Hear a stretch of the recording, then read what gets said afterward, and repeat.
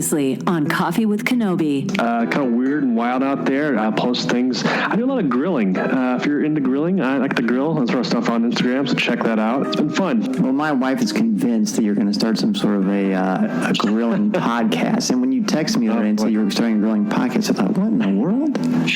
No, not yet. No grilling with Grievous or something like that. So.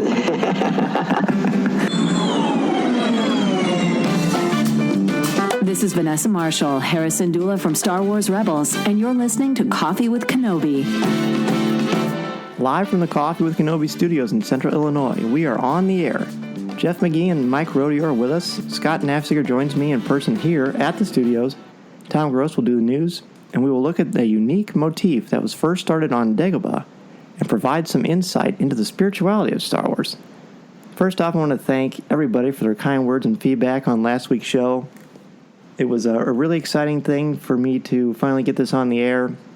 After we recorded, I probably stayed up for 3 hours but editing it. Took much more time than I thought because I kept thinking of different things I wanted to do. But it turned out beautifully. So I want to bring in our co-host, Comics with Kenobi co-host and Marvin Dog Media CEO, Mr. Jeff McGee. Hello, CEO. That's funny. I thought you'd like that. And the senior digital editor of Men's Fitness, Mike Rodio. Hi, everybody. Pleasure to be joining you. Well, happy to have you both. Jeff, of course, is no stranger to the show. He's been on many times. He's hosted on the old iteration of the show when Corey was doing his thing. He's been on a bunch of other times besides that. And then Mike is a cool story because Mike and I met in London at Pinewood Studios, and I just love saying that sentence. Yeah, with a bunch of costumes joining in, costumes from Rogue One, which was extra cool. That's right. In fact, I was just listening to that show today just for a little bit of a primer. And it was fun to see the excitement because when we were at Pinewood Studios, there was just so much difference between the different levels and degrees of fandom, but Star Wars brings people together, as we know. We also met the creator of BB-8 while we were there. That's right. Dan, do you remember that? I do. Everything about this story is making me jealous. I just want you both to know this. Scanlan. You should be jealous. It was Neil Scanlan, yeah. Neil Scanlan. He was a very cool guy. He did a lot of stuff on Rogue One as well. He was very, very kind and gracious with his time. Really passionate guy. I keep seeing him in all the making of behind the scenes stuff, so it makes it even cooler that we got to see him. Right. He's that guy. He's that guy. Exactly. So, guys, I want to start today. When usually on the beginning of the show, I just whatever's topical, what kind of is out there in the Star Wars universe. And I got an email today from Marvel. Marvel's press release for the brand new Darth Vader series coming out in June, written by Charles Soule. And I know, of course, Jeff, you are clearly an expert in Star Wars comics, being the co-host of Comics with Kenobi. What did you think of this release and all the images? Well, first off, Matt is the expert. I'm just the guy who says, "Hey, Matt, tell me about this pretty picture." But we're both huge fans of Charles Soule, and everything that we saw in this release has me very excited. The only thing that I'm a little confused about is why they're just going back to the number 1 numbering, because the last Darth Vader series that ran, I believe it was 24 issues, which is called Darth Vader. 25. I kind of wish that they would. Was it 25? Thank you. See, not the expert. But I kind of wish that Marvel would go the route that Mike Mignola has always gone with Hellboy, where each storyline gets its own numbering system and its own title. But that being said, I am very excited about this one because when they say it picks up at the end of after Revenge of the Sith, they mean immediately after the end of Revenge of the Sith. The pages that we saw that were released, the interior pages, literally start where the film ends, right before the credits. And I'm very, very excited to see where this goes. And I'm really even intrigued by the backup story that we've got with the little mouse droid that's telling on the Imperial officer who ends up getting choked. I think personally, and I'm sure when you talk to Matt, who definitely is the ultimate in this, I think it's because it's a different arc. It's a different author and a different illustrator. So they want it to feel different. Plus, as we know, in the world of comic books, number 1 sell, so that's obviously not an accident either. But basically, the reason I bring this up, and I know you're going to cover this in great depth when the book comes out, and Mike, I'm not sure what kind of comic fan, and Scott, I don't think you probably read comics all that much, but when you guys, and this is a very unique show because we're at different degrees of fandom. You know, we have casual Star Wars fans, and we have passionate Star Wars fans, and then we have goofballs who dedicate a large amount of time talking about it on a podcast. Raise your hand if you know what I'm talking about. So, I actually want you guys to know that I have the trade paperback of the Darth Vader series. You do? And I have read it. What'd I do. you think of it? I thought it was terrific. It's outstanding. It's great. You know, as somebody who reads a lot of comics, particularly the Marvel comics, but also a number of the Batman comics, and a few, I've been following Saga as well, which I think a lot of Star Wars fans will certainly appreciate. Have you guys tried Saga yet? I have not, but I've heard nothing but good things about it. It's one that's kind of on my list to get around to. I just haven't done it yet because I keep reading too many Star Wars comics every month. Yes, same with me. No such thing. So you liked the Kieran Gillen, the 25-issue arc, which was tremendous. Yes, yeah. I mean, it is a little bit of an adjustment, and this is sort of the case anytime you're translating something like, say, the Dan Abnett, Andy Lanning, Guardians of the Galaxy books from 2008 through 2010 or so, and then looking at it on the screen, there's always going to be those subtle differences. There's always going to be a subtle difference in even something like scripting relative to the lines in the comics, because you're sort of at the same, especially with a character like Darth Vader, you're sort of imagining him say those lines in the context of the movie as you're reading it in the book, and you're just like, well, would Darth Vader say that? I think so. I guess so. So it is especially fun with Darth Vader, I think. Well, I think it's safe to say you passed the audition. Absolutely. I'm curious, Mike, Rodio. What did you think of the character of Dr. Aphra in the book? You know, I think Star Wars fans have kind of been drawn to Dr. Aphra because the character is kind of a badass, but also kind of a good guy. And that moral ambiguity seems to work in the Star Wars universe for some reason. I mean, you kind of have your Han Solos, right? You kind of have your Cassian Andors. You're having these characters who are kind of living in the moral gray area. And I think fans really like that, as opposed to some other, I would say, like sci-fi, fantasy, high drama series that are equally beloved by many people. They sort of cast their characters and have very strong light and dark. Even Lord of the Rings has pretty strong good guy, bad guy casting, if you will. And then Dr. Aphra kind of exists in the middle. Wouldn't you say? She's a female anti-hero, which we don't see much very often at all, let alone in Star Wars. And she's one that has really become a fan favorite. So I was just curious how someone who is maybe not as steeped in it as Dan and I might have thought about the character.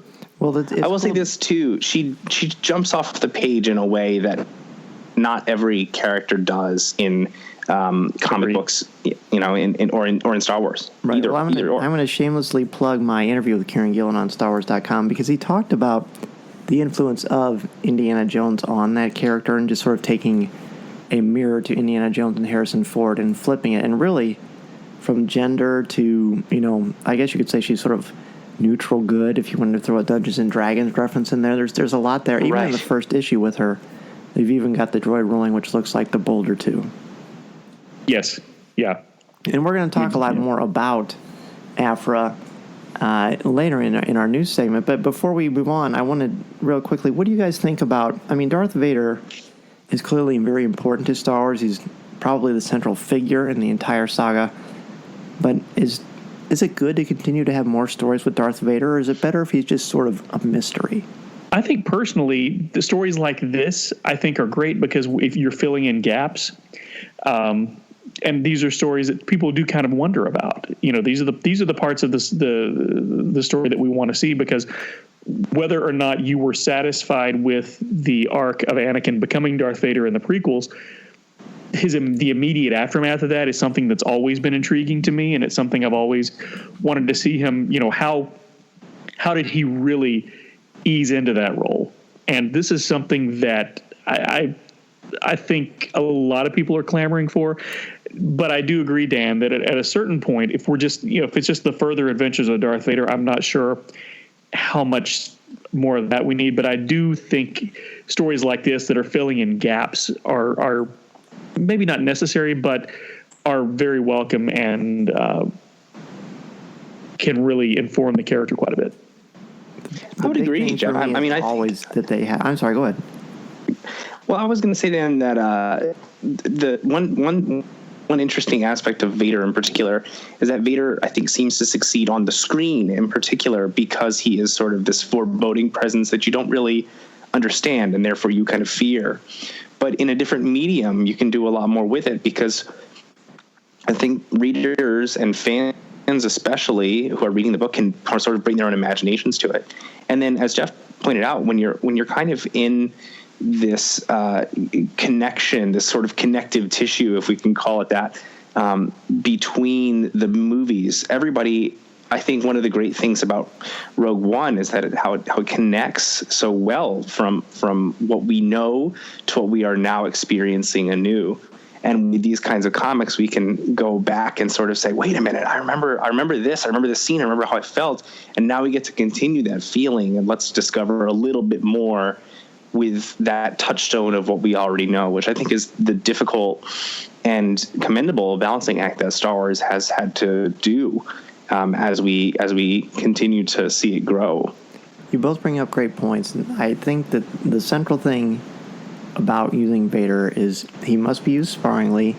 He has to have an impact. You don't ever want your audience to be desensitized to Darth Vader. I remember in the late 70s, I was at an ice skating rink of all things, and there was a guy there walking around in what I thought at the time, being 7 or 8, a realistic Darth Vader screen-accurate costume. Whether my mind's eye is playing tricks on me or not, I have no idea. But I remember being terrified and fascinated at the same time, and I think that is the mystique that Darth Vader must capture. So you have to be really prudent with how you use him. And I also think, as I do with all of these stories, if the story's not worth being told, then don't tell it. I don't need to know every little piece of information about every single character on screen or on the page. A little bit of mystery and ambiguity, I think, is one of the things that serves Star Wars really well. And all sci-fi, really. And it makes the movie stronger because it makes the universe seem real, as if you were to walk into another country and you probably wouldn't understand all of the local customs. In addition to making it feel real, it makes the universe seem larger because, how many times have we read, especially Dan, you'll know, back in what we now call the Legends canon, the original EU, how often did characters we know keep running into one another, and it made the galaxy just seem smaller. It seemed tiny, and without knowing all of these stories, it does allow it to seem a little more expansive. But you're absolutely right, Dan, as well. If you don't have a good story to tell, don't just slap the character into a comic to sell some books. Exactly, and there needs to be. And that's one thing that Marvel, I think, has done extremely well. Every time they come out with a new miniseries, Matt and I start talking about it, and I'm thinking, do we really need this? Like the Darth Maul book that's out right now. I was thinking, do we really need another Darth Maul story? Turns out we did. We needed this Darth Maul story, and Marvel has yet to really stumble with the Star Wars license this latest round, and I have no reason to think they're going to this time. I find no fault with your logic, sir.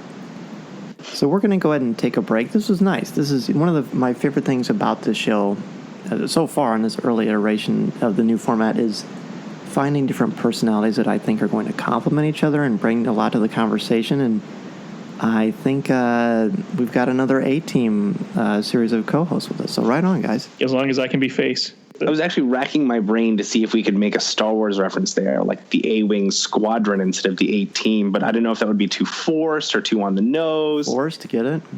Yeah, see, puns within puns. We better stop there. There'll be more puns when we come back, and we're going to take a quick break. When we come back, we will talk with Mike a bit more about running marathons of all things. This is Coffee with Kenobi. You're listening to Coffee with Kenobi. Coffee with Kenobi.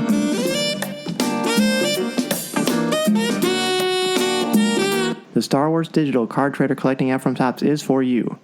Download the free app from iTunes or Google Play and collect your favorite images from the classic 1977 Star Wars cards to the Clone Wars, Star Wars Rebels, The Force Awakens, Rogue One, and much more. Collect and trade with friends new and old through the Star Wars Digital Card Trader Collecting app from Topps. These are the cards you're looking for. A big reason for the success of our show is our CWK Patreon contributors, including Jason Hall, Dennis Keithley, Angela Souse, Mediocre Jedi, Mike Audette, Adam Leonard, Christopher Ripley, Swara Sala, Jared Cantor, BJ Smith, Eric Struthers, Nick Deco, Aaron Harris, and Mark Suter. It's a monthly donation that goes towards show expenses, equipment, and travel, and makes a huge impact on what we're able to do in the studio, outside of studio, and just with marketing in general. And we have a number of incentives that help you get more involved with the show. For example, a donation of $10 or more provides you with a link to an exclusive Google Hangout, which we're going to set up really soon, where we're going to have our own video Star Wars discussion for an hour, just whoever donates 10 or more. It's going to be a lot of fun. Patreon contributors who could donate 35 or more will get the newest show 12 to 24 hours before anyone else. Then increments of 50 or more for a specific amount will give you access to all the previous rewards. And depending on your donation, we'll guarantee that you co-host with me and another guest co-host like the two gentlemen here for anywhere from one show all the way to an entire month. There are also t-shirts and coffee mugs involved, so you really can't go wrong. Be sure to check out the link on our webpage or the show notes for more information. Yes. We're back. We check in now with Mike Rodio. The Star Wars Show had a segment recently about Star Wars and Disney's recent combination. Of course, these two, the blend of these two has been nothing but amazing. And Walt Disney World and Disneyland have these half marathons, and they're a theme. There's a Marvel one, there's a Tinkerbell one, there's a number of them. Star Wars, of course, is the soup du jour. It's always going to be on our show on Coffee with Kenobi. And I've always wanted to do it. I believe there have been 2 at Disneyland and 2 at Disney World now. And they had an interesting little thing about it. Now, Mike, besides being a Star Wars expert, he's something of a fitness guru. In fact, weren't you on Good Morning America last week? I was, actually, Dan. Yes, that's right. I was doing jumping jacks for 4 minutes straight.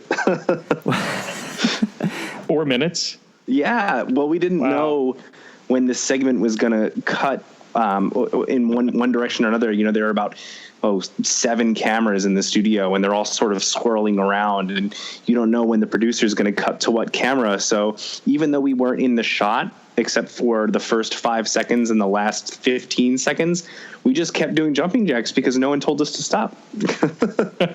That's not something you're going to hear every day. Now, is this your first time ever going on Good Morning America? Yes, certainly in my capacity as a professional, semi-professional jumping jack performer. How did this even transpire? This is fascinating. At the risk of revealing GMA's proprietary producing strategy, as it happens, maybe it was the day before the actual appearance, our digital photo editor got in touch with a few of the editors on the team. It turns out that her friend is a producer at Good Morning America, and that they were doing a segment with Dr. Ian Smith, who visits the show from time to time. And they wanted to mostly talk about nutrition. And the segment primarily focused on Dr. Ian Smith with Michael Strahan. But they wanted a few folks in the background to kind of demonstrate different exercises and give this segment a little bit more life beyond Michael Strahan and Dr. Ian Smith talking about sandwiches. So they sent out a call to our staff, and we had a few folks who were really excited to do it. Now, I don't know if you know this, but when they're doing morning shows, they get the production team actually gets into the office anywhere from 1 o'clock in the morning to 3 o'clock in the morning. And they asked us to be there at the relatively late hour of 5:45 in the morning. So that meant for me, where I live in New York City, I had to be up and out of bed at 4:30 in the morning and on the subway by 5 to get to Times Square, where the studio is, by 5:45. So it was a long morning, but we made it exciting. And then actually later in the day, completely unrelated, but later in the day, also as part of my job, I went to a press screening of Guardians of the Galaxy Volume 2. So it was a long day, but it was a fun day. It's a good day to be Mr. Rodio. Yeah, it was. It was a busy day. That's exciting, and I love. And you've got quite a prolific background too, which we'll certainly touch on as time goes on in future shows and what have you. But you clearly are in good shape. I remember when we hung out in London, thinking, "Boy, I really need to exercise more so I can look like Mike." It hasn't happened, Mike. But you know, it's a little hard. I guess I chase around 3 kids. Does that count as exercise? Absolutely. Okay. Three kids are not only tough to lift, but they move too. So that's what they call active resistance, and it definitely builds plenty of muscle. Absolutely. So, I mean, you saw the show today, the Star Wars show. Have you ever run a half marathon? What goes into preparing for that? I have actually, this is a strange story. I have prepared extensively to run a half marathon, but never actually run one. And it's because I injured my knee playing basketball a couple weeks before I was set to run the Brooklyn Half Marathon. So I had been training for months and months and months, but ultimately ended up not running the race. So I can talk about training for half marathons, but the experience of running one I have yet to get to. But I will. Don't worry. I won't worry. I promise. So when you train for something like this, because when you see the clips, you know that people of course, you're going at different speeds and different paces, and I think part of the strategy is not to pretty much run as fast as you can, because you're not going to run very far, correct? Correct. Yeah, you definitely want to pace yourself. And pacing yourself can be very difficult with anything longer, like a half marathon or especially a marathon, because that distance can be somewhat deceptive.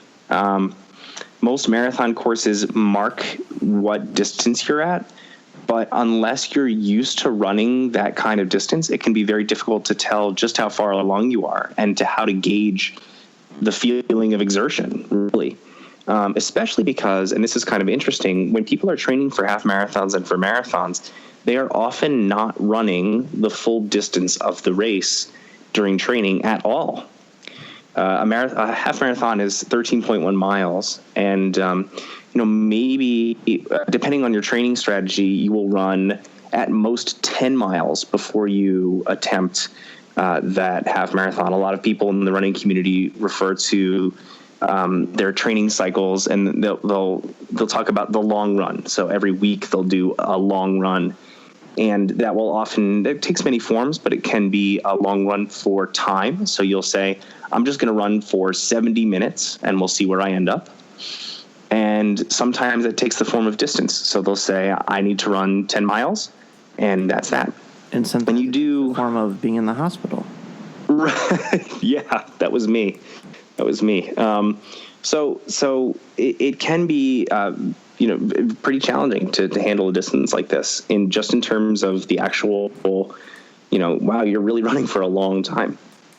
So it's very intense. I'm even more proud of what Star Wars and Lucasfilm has done with this, because I think it's probably safe to say, and I've never officially been to one, so I'm not speaking with any authoritative power, but I feel like something like Star Wars, for a collector, they may not want to run or feel like they're in the best shape, but of course that motivates them to try, because the route you take is through a lot of the parks and kind of the back roads, and there are people cheering you on and Star Wars music, and I think that's pretty awesome. The thing that would motivate me to want to do it, honestly, is those Star Wars medals that you get when you complete these races. If you guys Google them, or our CWK family members, if you Google them, these things are gorgeous, and they're one-of-a-kind collectibles that I think kind of meet you in a different way, Jeff, don't you think? Because we always talk about collectibles and how they tell a story.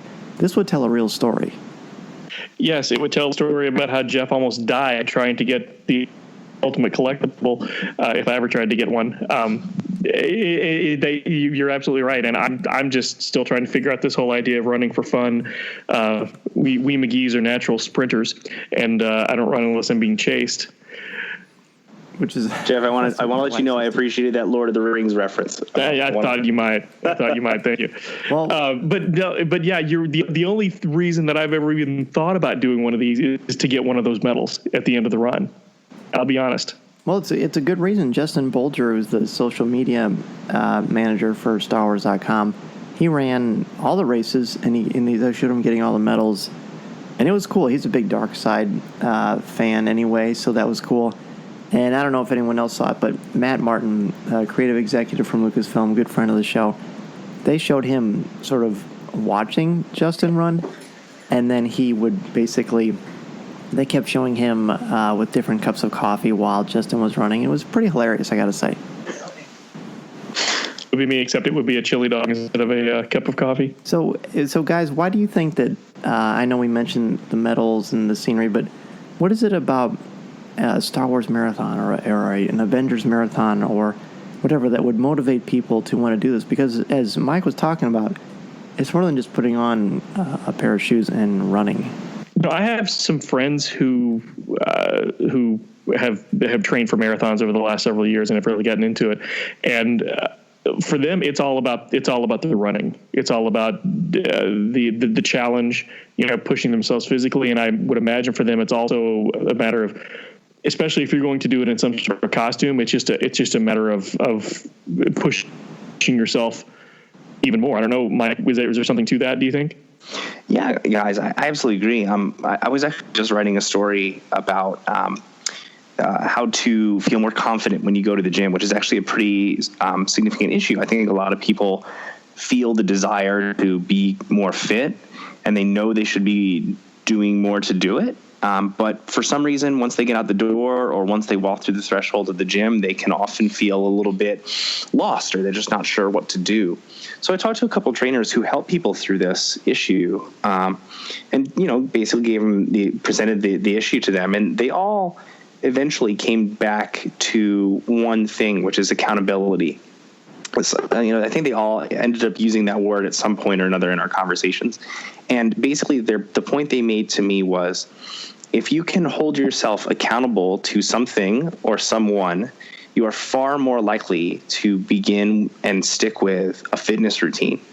And, a lot of times you hear about the classic example of people trying to lose weight ahead of their weddings because they want to, fit in their wedding clothes, and they want to look good in all those pictures that they're going to have for a long time. Some people, it's a pure health reason. They have a heart attack scare, or, their doctor tells them they're really looking at some kind of big complication down the road if they don't turn things around. And that can be a motivating factor.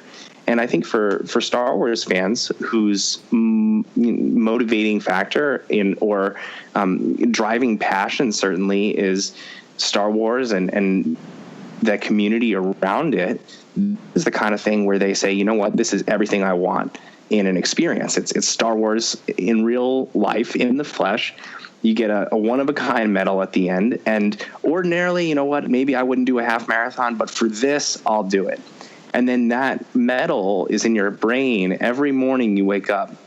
And it's interesting, the half marathon season, and marathon season really tends to take place in the spring and the fall, which means that basically any way you slice it, you're going to be training in either cold and rain or brutally hot temperatures. And so it really does demand a lot of that kind of day-to-day fortitude to keep going. So I think that's exactly what it is. It's about accountability.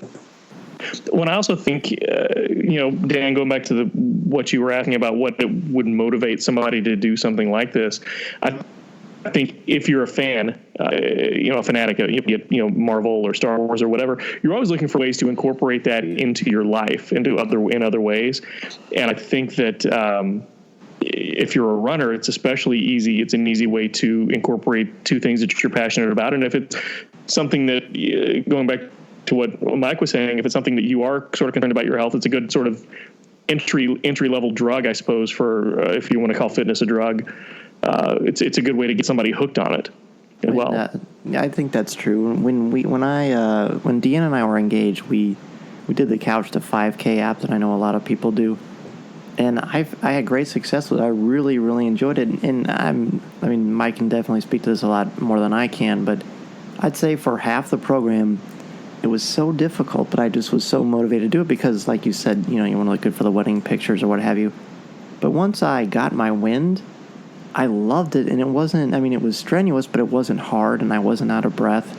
I think it's that getting to that threshold, that moment where you realize, I think I'm in shape. And then I get why people are almost, I don't want to say addicted to it, but I get why there's a runner's high. I will actually say I ran in high school pretty competitively. I wasn't especially good, and I was a sprinter for the record. But I never really got the runner's high part. I don't know if I'm a good enough runner naturally to ever get a runner's side. But I will say for me, it was about community and being a part of a team. And you never wanted to miss practice because then your friends would see you in the hall the next day and say, where were you? So it was never an option. You always wanted to be there. And it's about that community aspect where you can say, hey, I did this. And it's interesting because one of the best ways to get people to follow through with things, especially things like diet plans or fitness routines, is to just have them tell people. I don't think anybody likes to see those gratuitous, self-admiring Instagram posts or anything, or Facebook posts. But a lot of times when people are posting about their fitness progress or their, commitment to a goal, it's their way of forcing themselves to do it because they can't back down. People say, oh, hey, when you're talking to your friends who are also Star Wars fanatics, hey, I heard you're running for that, or you're training for that Star Wars marathon or half marathon. And you say, yeah. And then you get done with that conversation, you go back and like, man, I really have no excuse now. So that absolutely works the same way. I love it. What do you think?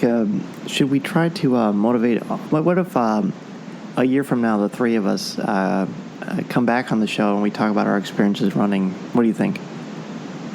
I think my story is going to be pretty much the same as it is right now. There is a 5K, which I think is much more doable. I know that if you run the half marathon at Disney World and at Disneyland, then you get what's called the Kessel Run medal, which is exclusive, which is pretty cool too. Oh, nice. Yeah. So thank you, Mike. That was great. So when we return, Tom Gross will join us to do the news. This is Coffee with Kenobi. This is Coffee with Kenobi. Coffee with Kenobi.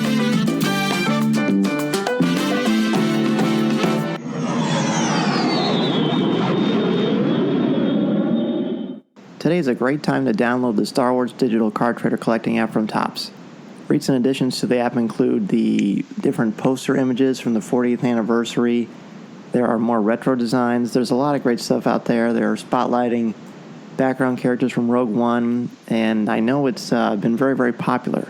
Another thing that I also love about the Star Wars digital card trader collecting app is that it features incredible images from many aspects of the saga, including the original trilogy, the prequels, the Clone Wars, Rebels, The Force Awakens, and, of course, Rogue One. It's also very easy to get into and a lot of fun, I think. Your favorite Star Wars characters, scenes, and moments are in every pack. After you download it every day, you open the app, and you'll get free credits to spend on the card packs from the Cantina. Plus, if you can't get what you're looking for, there is a place to trade with your friends as you complete your Star Wars collection. Plus, it's fun. And for experienced collectors, there are exclusive cards, special inserts, and even autograph opportunities. In fact, when we were at Celebration, we saw some of the actors signing these templates that they incorporated right into the app, so they really are legitimate signatures. And you don't have to worry about different cards that you're missing because you can sign up for notifications right on the app. The Star Wars digital card trader collecting app from Topps can be downloaded for free from iTunes or Google Play. Be sure to download the app and start your collection today. The Star Wars digital card trader collecting app from Topps is available now, and remember, these are the cards you're looking for.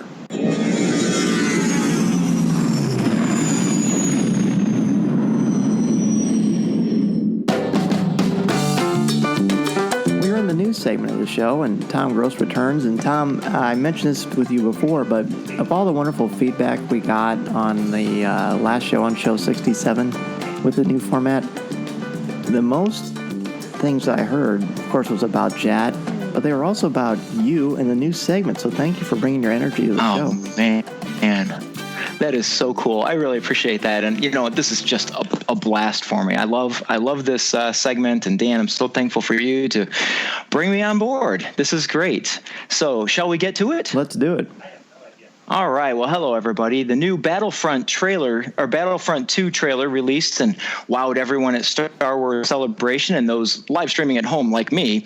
And in an article referenced on Jedi News, video game creator EA announced that Star Wars Battlefront 2, which is to be released on November 17th, will have 3 times as much content as Star Wars Battlefront did at its launch.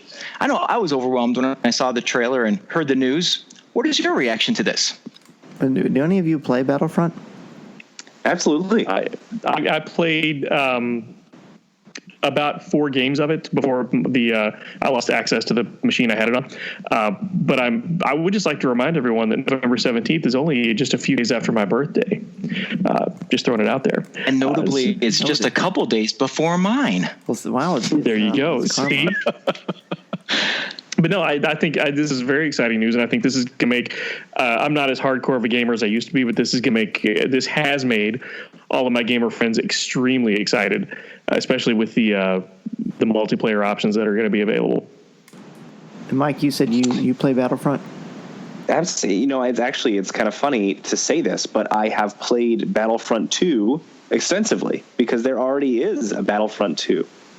As you guys probably already know, exactly. That was the second version of the initial Star Wars Battlefront classic, and I love those the ship battles in that. That's ship with a P, ship battles in that game. I think it seemed, judging by a lot of the release information I heard around the new Battlefront 2. EA seemed to hear a lot of gamers' comments that the initial DICE-produced Battlefront was a little bit limited in its storytelling scope. And that's why it seems like they're putting so much into the storytelling single-player campaign Battlefront 2, which I think, for a lot of reasons, and I'm sure you guys have a couple thoughts on this, seems really exciting. Yeah, there's famously no campaign mode for the first Battlefront of the resurgence of this with the advanced video game systems. I remember at Celebration Anaheim, there was so much buzz and such a huge line to get in and to try a sample or to watch more footage. Did you do anything with that at Anaheim, Jeff? No. I'm trying to think. No, I didn't either. Oh, I didn't really. Again, I'm not as much of a gamer as I used to be, and I just didn't. It was not on my radar at the time. I was watching The Big Bang Theory last week, and of course, I don't know. I know some people are not fans of that show. I think it's a great show. And Sheldon was talking about how, as he's gotten older, he sort of reached this age where he just wasn't as good at video games. But I'm totally there. Like, I used to play these things all the time. I'm talking Atari, ColecoVision, Dreamcast, Sega Genesis, a bunch of Nintendo systems. And then I have teenagers, and suddenly I'm my mother, and I'm playing these games. I'm like, which button does it? And I'm just, what a dope I turn into. I fell off when things went into 3D. I stopped being able to play anything. That's what happened to me. That's how old I am. That explains it. Yeah, and sadly, I'm the same way. The last Battlefront I played was the PlayStation 1, Battlefront and Battlefront 2. I love the looks of this new generation of Star Wars Battlefront, but Dan, I'm with you. There are too many buttons. I've crossed that line as well. EA CEO Andrew Wilson stated that his Battlefront team listened to the feedback from fans, and they beefed up the content and will include new in-game locations such as Yavin 4's jungle canopies, the Starkiller base, and of course that spaceport town of Mos Eisley. I've heard of that. Never heard of that one? I have. It's a good one. Yes. I hear it's full of scum and villainy. Is that it? You'll never find a more Richard Hart. In other Star Wars news, Hasbro held its Star Wars fan figure vote last month for fan-chosen 3 3/4-inch Star Wars Vintage Collection figure. Voting closed a week ago, and Hasbro announced the winner on May the 4th Be With You Day. The winner, and a reportedly close win, was Dr. Aphra. Dr. Aphra, who made her debut in Marvel's Vader comic and now in her own title, is the kind of good, kind of bad archaeologist who has a knack for getting into and miraculously getting out of trouble. What do you guys think of this victory for the Doctor?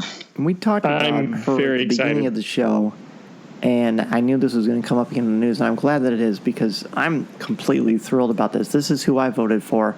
I'm even more excited, to be honest, because when I voted, I thought this was for the 6-inch Black series, and I'm not really necessarily a fan of that series. I respect it and appreciate it, but it's just not where I collect. I love the 3 3/4-inch line, so knowing that she is going to be a part of that, I think it's great. I'm completely stoked about it. I know a lot of people online really pulling for her. I had not known that it was a close vote, but this is definitely what I'm going to get. Me too. As soon as it comes out, I will have one in my hot little hands. This is the one that we needed. This was the first year, too, by the way, that we were able to be a part of the initial vote launch that Hasbro reached out to us. So we had a thing on Coffee with Kenobi where you could get on and you could vote. And basically you could go into a number of websites to vote for a character's, and it was a write-in ballot. And then that's how Hasbro compiled their list of, I think, 5 characters to choose from. And our site crashed. Our site has never crashed. But when this was on and people were voting, I had to go to a different server. And I was like, at first I was worried that the site wasn't up, of course, but once we got everything rolling, I thought, this is amazing. Then Dr. Aphra and these action figures, as we know, this is a big deal. And the thing that I love the most about this is the fact that we were talking about earlier. She's a female character, but she's an anti-hero. You know, we've had a lot of representation of female characters in Star Wars of late, but for the most part, they've all been heroic, which is great. But it's nice that we have a character that is not perfect. We have a character that is flawed. We have a character that is opportunistic. We have a character that's just a character, but also happens to be female. And I think it's great. And I think I just cannot wait to get my hands on this figure. As long as I don't have to have a 000 figure to go with it. We all know how I feel about him. Right. I have to say, I did not vote for Dr. Aphra. She was on my radar for sure. But I love that she won though. I am going to say that. And I love, I just love that action figures. I voted for the Ahsoka Tano Rebels. Ahsoka Tano. Mm-hmm. I can't get enough of Ahsoka, and so I think that's what I just defaulted to that. But I do love the character Dr. Aphra. But I wanted to comment a little bit on action figures just in general. Yeah. That I think it's so awesome that action figures are still a part of the Star Wars tale. And I mean, how could they not? But when I think about how did we, when we were kids, how did we create our stories, our Star Wars stories? How did we, those stories that we made when, did you ever have, C-3PO rescue everybody? I mean, those are our stories. And how did we do it? With action figures. And I love to see the kids, we've got these awesome games like Battlefront, and I'm not saying anything negative about those, but I think it's so cool to see kids playing with these action figures and building their own stories. Did you guys have similar experiences as kids? C-3PO never rescued everybody because even my imagination wasn't that good. But no, yes, everybody that listens to the show knows of my affinity for toys and action figures, so much so that I have my own podcast, Talking Toys with Taylor and Jeff on Marvin Dog Media. I think the Ahsoka vote is perfectly defendable. My vote was a write-in vote for Jackson the 6-foot bunny from the old Marvel comics. That'll happen eventually, I'm sure. The only reason I didn't vote for Ahsoka is because there already is a Rebels 3 3/4-inch figure of her. It was a 2-pack with the Ralph McQuarrie design Vader, which of course is from season 2 of Rebels. Yeah, I'm looking at it right now. It's a really nice thing, but they're not that hard to find. I can probably find one for you, Tom. Yeah, well, that'd be lovely. I'd love to have that. And you asked about the close vote. According to StarWars.com and an article right on Coffee with Kenobi's website, the runner-up to Dr. Aphra is the Rebels era Ahsoka Tano. Well, there you go. So continuing with, I hope you guys have been eating your apples because, they say an apple a day keeps the doctor away. Well, not today, because continuing with more news involving Dr. Aphra, she has a new partner, sort of. Marvel Comics is following up its massive success of the Vader Down crossover with another crossover of Star Wars branded comics. This 5-issue crossover finds Dr. Aphra connecting with the reluctant Luke Skywalker to investigate the Screaming Citadel, an infamous castle located on the edge of space. The first issue released today, according to Marvel, and the Screaming Citadel is a one-shot, then continues in Star Wars issue 31. Then down the road after issue 7. So, gentlemen, the Doctor's had her day with Vader. Can she top Vader Down? I think she probably can. Matt and I talked a little bit about this on the last Comments with Kenobi. The cover for that issue looks phenomenal, and what we've seen of the Citadel so far, it's creepy. And I think this is going to be a fun story. I think I'm looking forward to it mainly because Kieran Gillen is writing it. I must say, I'm a bit trepidatious that Luke Skywalker and Dr. Aphra are teaming up. I don't want to get so much goodness that I cross the streams too much, to borrow from another sci-fi reference. And also, when it comes to just the crossovers anyway, I was not necessarily a fan of Vader Down, so I don't think it would be hard to top that for me. Here's my question to you guys to invite a little bit of wild speculation. Do you guys think that some of the characters that we are starting to see huge upwellings of fan support for, like Dr. Aphra, will appear in any of the movies, whether in the traditional episode 9 and beyond, episode 8 and beyond arc, or in any of the anthology films? See, why not? Because there's already sort of an assumption that we're going to see Santa Solo appear in the Han Solo standalone film, which was a character that I believe, Dan, correct me if I'm wrong, I believe she premiered in the Star Wars comic. That is correct. Correct. So there's no reason to think that we wouldn't see, especially if the character continues to be as popular as she is. There's no reason to say in a few years we might not get a Dr. Aphra Solo film. Well, Saw Gerrera, that might be a stretch. That would be amazing. But, the story group has already proven they've done it with what they did with some of the Rebels stuff, which is basically introduced in post in many ways, because you could just throw in an audio clip of General Harrison Dula. And, of course, Saw Gerrera has appeared in a number of mediums, and that's really, really exciting. So I guess it's possible. I feel like the individual directors who are working on episodes 7, 8, 9 have been working on them for a very, very long time. Most of them before Dr. Aphra was even known commodity. Now, that doesn't mean they can't retroactively go back and say, hey, maybe we should put her in the background or what have you. But I don't know. What do you guys think?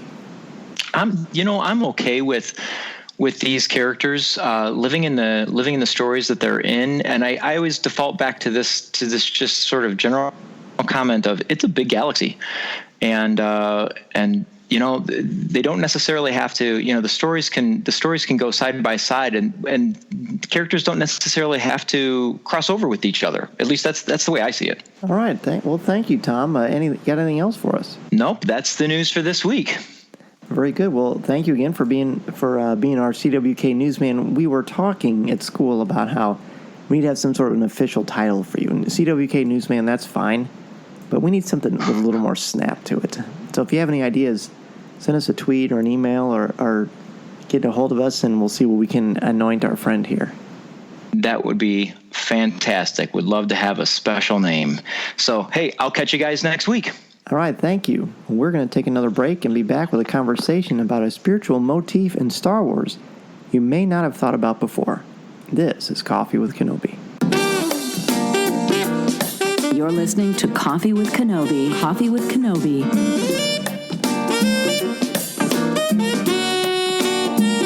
Coffee with Kenobi is sponsored by the Star Wars digital card trader collecting app from Topps. If you love Star Wars and love the excitement of chasing your favorite Star Wars collectibles, the Star Wars digital card trader collecting app from Topps is for you. Download the free app from iTunes or Google Play and collect your favorite images from the classic 1977 Star Wars cards to the Clone Wars, Star Wars Rebels, The Force Awakens, Rogue One, and much, much more.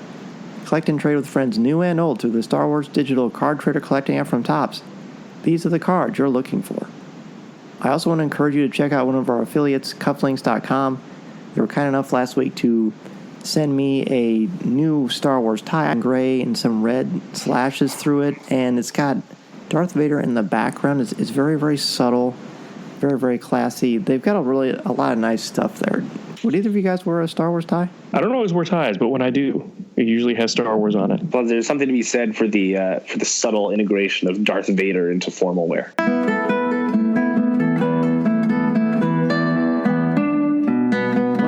Chat segment of the show now.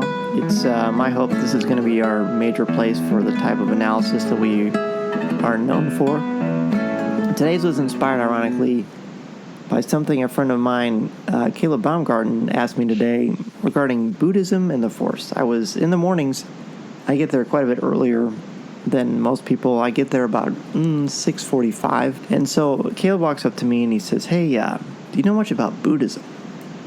And I said, well, I know enough to probably answer a few questions on Jeopardy, but why do you ask? And he said, well, I was thinking about Yoda and that scene in The Empire Strikes Back when he's training Luke on Dagobah, of course, and he's moving rocks. And is that like a Buddhist thing? Is that inspired by Buddhism? And I told him, well, Lucas has said on many occasions that the Force is inspired by multiple religions because he didn't want to narrow it down to one specific thing. He wanted to show that the Force is for everyone.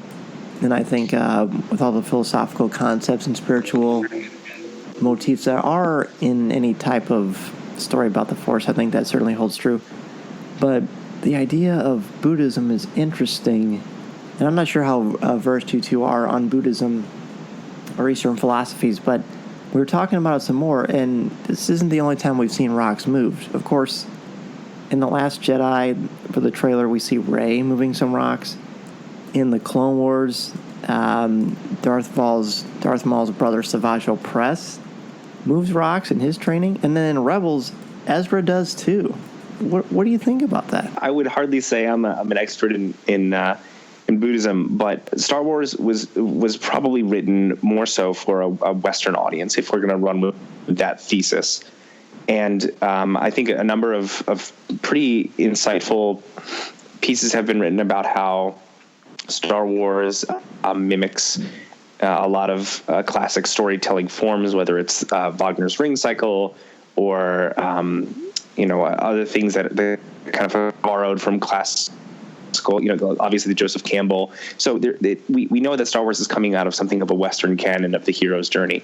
And one of the things that strikes me about the Dagobah scene, you could say that's probably one of the most classic scenes in the history of film, really, is that it seems mysterious and exotic for a number of reasons. And it's in this swamp, and we have Yoda, who's kind of this curious character. But I think one of the reasons is that you start to suddenly feel like the Star Wars of what we're used to with like the lone hero kind of picking up the sword and slaying the dragon is starting to become unmoored. And it's somewhere in the swamps of Dagobah, we land in a different spiritual realm, where instead of there being clear good and evil and clear right and wrong, we have kind of this vague mist of do or do not. There is no try, and is the dark side easier than the light side? We're sort of starting to explore questions in a different morality or a different framework, and that's one thing that stands out about that scene. So when you're thinking about moving rocks, it always, I think, for a Star Wars audience, evokes that. We're in a different world right now. We're in a place that's distinctly unfamiliar to us. And I think from just a storytelling perspective, that's what it seems to evoke to me.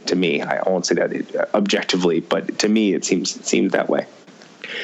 Well, and to me, it means something different now than it did when I was a kid, because once the prequels came around and we learned about midichlorians, we learned that, every living thing has midichlorians. I don't know about inanimate objects, but you assume that there's something to that they do have some sort of connection to these midichlorians. So it's less about, I guess it's more organic. You're moving the molecules inside the rock as opposed to moving the rock itself as a whole. It is, one of the most iconic scenes, and the fact that it is a recurring motif in the films tells me that, Lucas was trying to tell us something, and what that is, I don't know. And again, I'm not any more well-versed in Buddhist philosophy than either one of you, probably less so.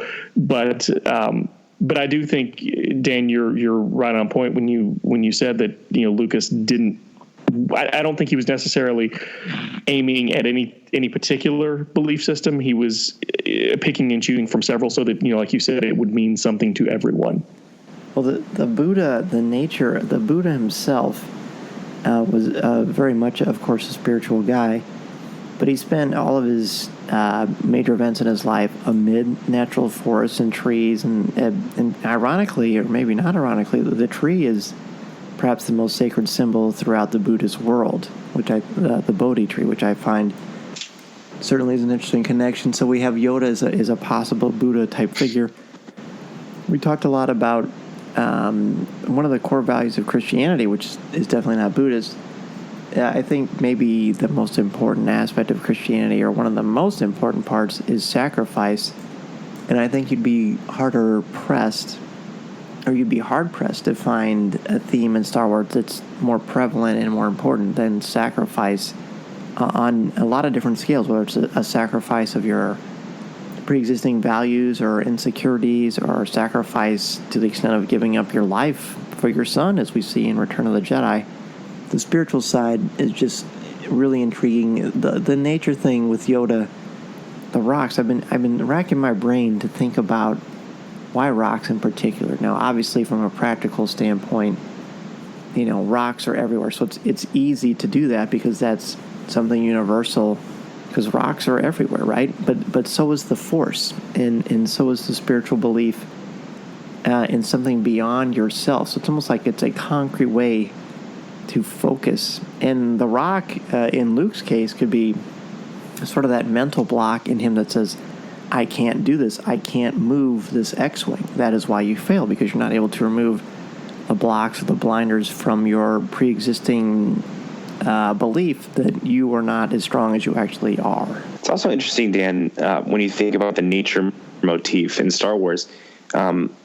In pretty much, I think, almost the entirety of Empire Strikes Back, we are in either inorganic environments, spaceships, Millennium Falcon, asteroid fields, or we're in environments like Hoth, where it's obvious that the atmosphere is pretty hostile to life. The only animals we really see on Hoth are the Tauntauns, and of course, what happens to Luke's poor Tauntaun. It doesn't make it very very long in the tundra there, the icy tundra, and so when we land on Dagobah the first time, it's almost overwhelming.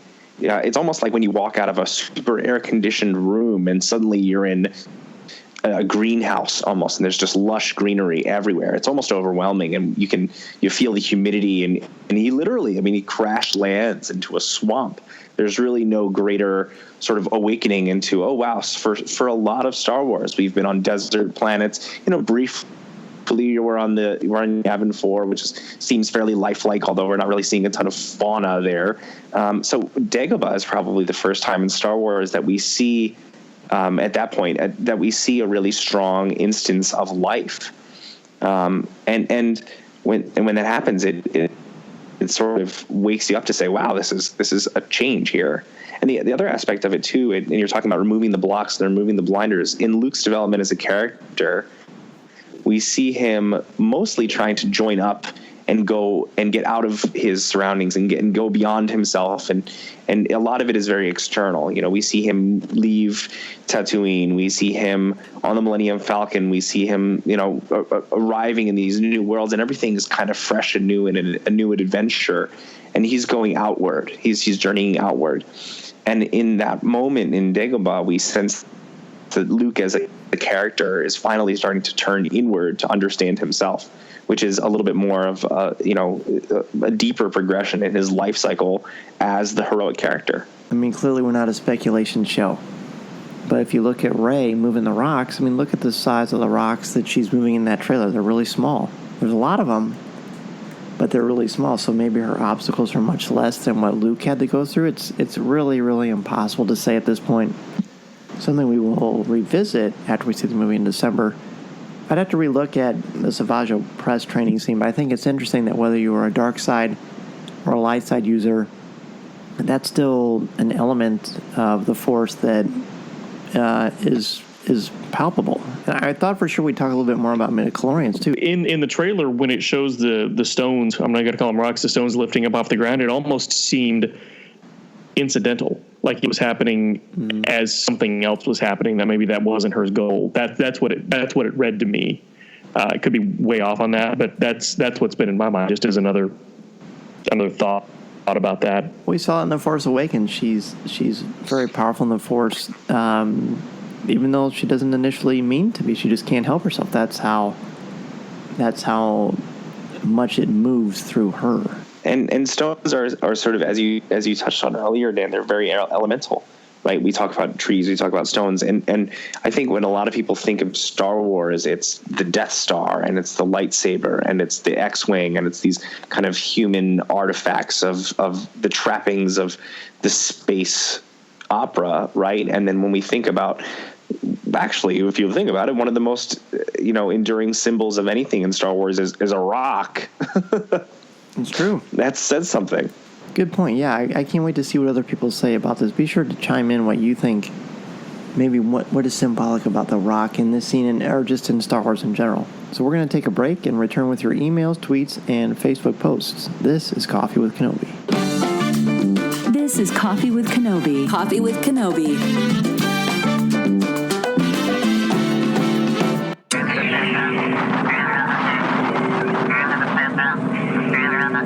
Before we get the email, I want to thank our CWK sponsor, the Star Wars Digital Card Trader Collecting and From Tops. Be sure to support them the way they support our podcast, and remember to listen to new and archive shows of Coffee with Kenobi wherever you listen to podcasts, including iTunes, Google Play, Spotify, iHeartRadio, or wherever you enjoy listening to your favorite shows. And if you listen to the show through iTunes, please leave us a review. We're also on Facebook, Twitter, Instagram, YouTube, and Pinterest, and we'd love for you to check us out there. Be sure to listen to our CWK family of shows, too, including Legends Library, Rebels Reactions, Comics with Kenobi, and Lattes with Leia. From Melinda Wolf, I enjoy listening to your debut podcast under the new format. It sounded like all involved had a good time. I couldn't help but be a little saddened by James Arnold Taylor's comments about fading into the backdrop of Star Wars, which were her words, not his. Especially not being invited to Celebration 8 this past April.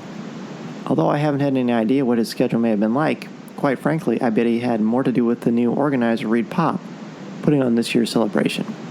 The entire event was wrought with all kinds of issues, and Melinda writes in parentheses, this was her 6th one, so she has quite a bit of experience with celebrations. She goes on to say, I know I was not alone in this assessment. Doesn't mean that I didn't have a good time. I enjoyed much of what I did during those 4 days. Just sadly didn't live up to previous celebrations. And Jeff, you and I and Corey have talked about this a lot. Celebration was wonderful, and being able to connect with everybody again was, of course, the main purpose of it. But it just had a much different feeling and atmosphere, and it just keeps coming up. It does, and so I'm glad it wasn't just me, because, Anaheim was my first, and so I assumed that this was going to be a different experience. But it just felt, for lack of a better word, it felt more corporate. It felt... Yeah.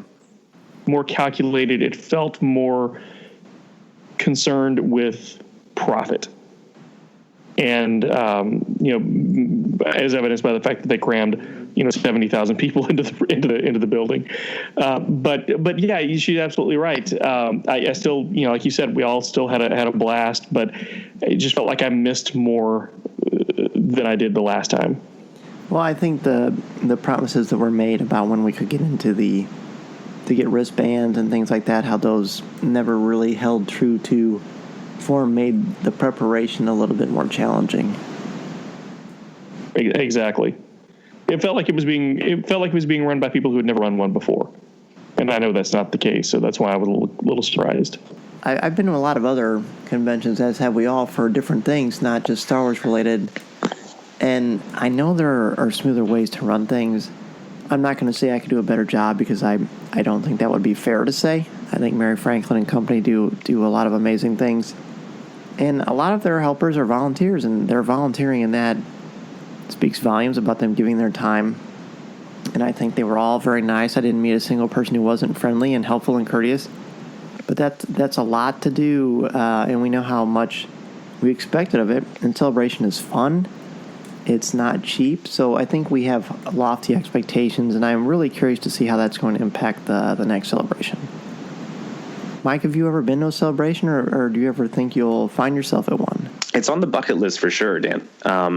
I sometimes I catch myself being way nerdier than about Star Wars than I had ever imagined, and sometimes I say to myself, man, there is a whole world for me to explore. So I think one of these days I'll have to get out there. That and Comic-Con. I also need to consider maybe New York Comic-Con. Have you ever been to that? No, I haven't. I think every year it comes up and the tickets sell out before I even remember to pick them up.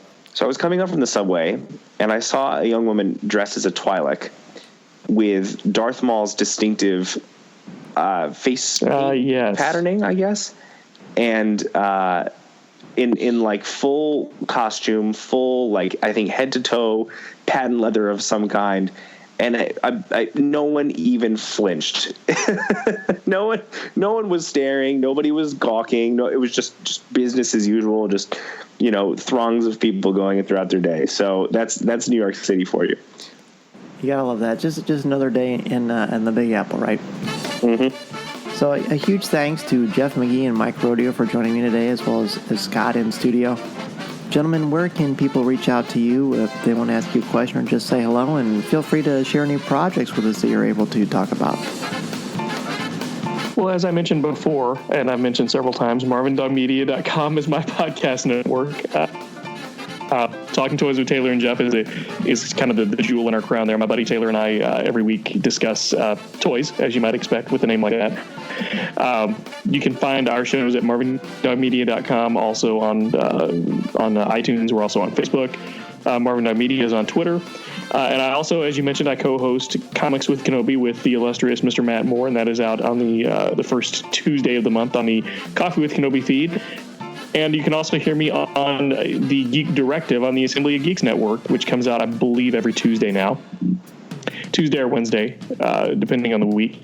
And that is at assemblyofgeeks.com. And we have a lot of fun with that. Kenobi is definitely the best comic book podcast out there. Oh, absolutely. Mike, what about you? But I'm biased. Well, Dan, I am pretty active on Twitter and Instagram.